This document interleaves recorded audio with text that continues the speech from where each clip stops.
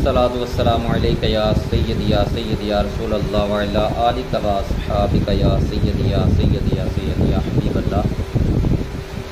हज़रत अब्दुल्ला बिन उमर रज़ी अल्लाह ताला अन्हुमा से रिवायत है, सय्यदुल मुरसलीन अलैहिमुस्सलातु वस्सलाम ने इरशाद फरमाया, इन दिलों में भी जंग लग जाती है,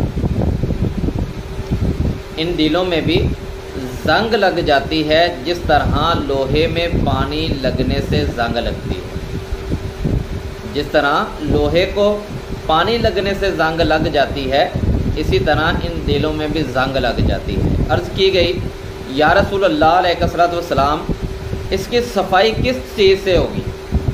फरमाया, अर्ज़ की गई, या रसूल अल्लाह अलैहिस्सलातु वस्सलाम, इसकी सफाई किस चीज़ से होगी?